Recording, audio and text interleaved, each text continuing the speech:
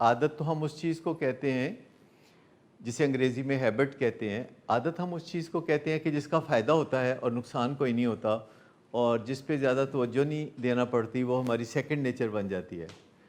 لیکن اگر کوئی ایسی عادت ہو جسے ہم بری عادت کہتے ہیں, بری عادت کوئی لفظ نہیں ہے, اس کے لیے علیحدہ لفظ ہے علت.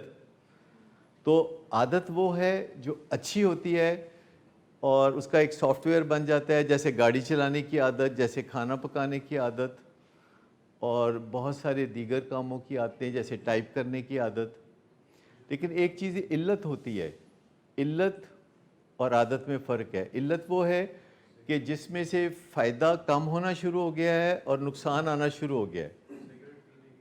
سگریٹ پینے کی علت.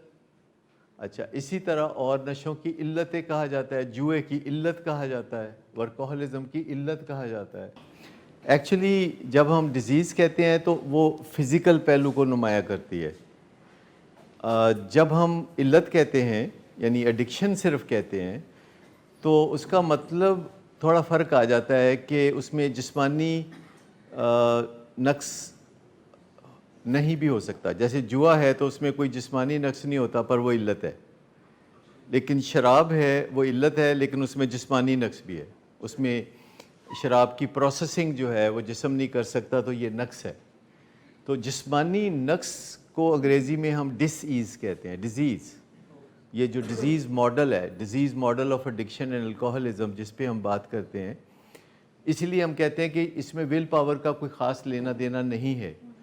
کیونکہ جب اندر ہی نقص ہے اور کوئی بندہ شراب پیتا ہے تو اس کے اندر ایک دم شراب کی اور زیادہ کریونگ جاگتی ہے, اور زیادہ طلب جاگتی ہے. جتنا وہ شراب پیتا ہے اتنا وہ اور شراب پینا چاہتا ہے, کیونکہ اس کے جسم میں جو زہریلے مادے ہیں وہ ایک نہ بجھنے والی پیاس لگا دیتے ہیں شراب کے حوالے سے, اور جب تک اس کا ہاتھ ہلتا ہے تب تک وہ ہاتھ شراب کی جانب ہی ہلتا ہے.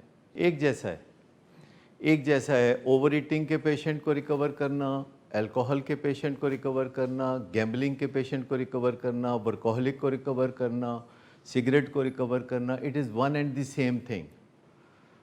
اس میں کوئی فرق نہیں ہے, کوئی فرق نہیں ہے. سارا جو سافٹ ویئر ہے وہ بالکل ایک ہی کام کر رہا ہوتا ہے.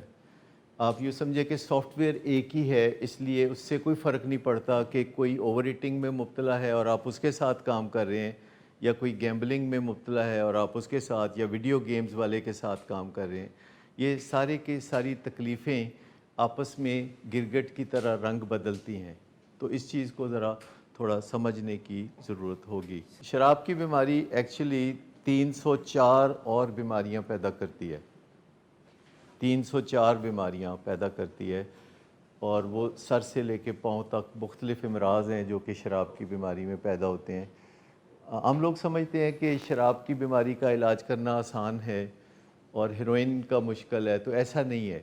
شراب کی بیماری کا علاج کرنا زیادہ مشکل ہے کیونکہ اس میں فزیکل ڈیمیج بہت زیادہ ہوتا ہے. تمام آرگنز جو ہیں وہ پیچھے دیمک زدہ سے ہوتے ہیں, اور اس کی وجہ سے پھر اس کا علاج کافی مشکل ہوتا ہے.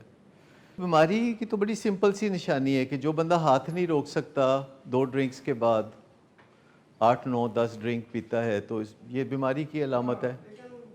مثال کے طور پر اگر کوئی بندہ دودھ کا 1 گلاس پیے, 2 گلاس پیے, 3 گلاس پیے, تو آپ اسے خاموشی سے درگزر کر سکتے ہیں. لیکن اگر دودھ کے 16 گلاس پیے کوئی بندہ, تو پھر آپ اس کے بارے میں کیا سوچیں؟